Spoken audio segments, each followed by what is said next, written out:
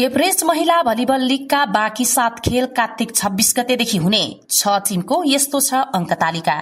जेएनजीको प्रदर्शनका कारण रोकिएको दोस्रो संस्करणको एभरेस्ट महिला भलिबल लीगको बाँकी खेल कार्तिक 26 गतेदेखि 29 गतेसम्म हुने भएको छ। इन्फिनिटी ड्रिम्स प्रालीको आयोजनामा पोखरा रंगशाला स्थित बहुउद्देश्य कवर्ड हलमा गत भदौ 20 गतेदेखि शुरू भएको प्रतियोगिता भदौ 23 गतेको खेलपछि रोकिएको थियो। आयोजकका तर्फबाट सम्पर्क व्यक्ति संगम जोशीले मंगलबार एक विज्ञप्ति जारी गर्दै लीगका बाँकी खेल सञ्चालनका लागि नेपाल भलिबल संघबाट आधिकारिक विस्तृत प्राप्त भएपछि नयाँ मिति तय भएको जानकारी दिएका छन्। भदौ 28 गतेसम्म सञ्चालन हुने भनिएको लीगको 16 मध्ये 9 खेल सम्पन्न भइसकेका छन्।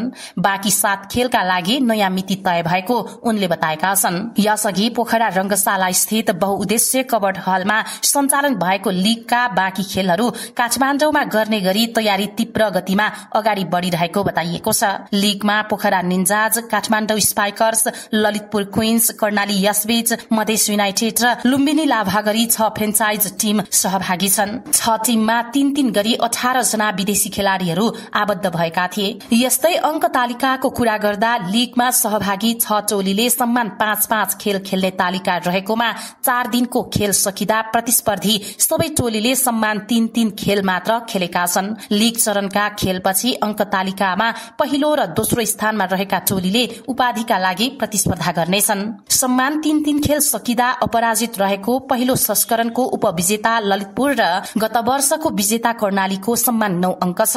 दुई टोलीको सम्मान 9 अंक भए पनि सेटको आधारमा ललितपुर तालिकाको शीर्ष स्थानमा छ। मधेस, काठमाडौँ र लुम्बिनीले सम्मान 3 खेलमा 2 मा हार र 1 मा जित हात पार्दै सम्मान 3 अंकका साथ मधेस तेस्रो र काठमाडौँ चौथो स्थानमा छन्।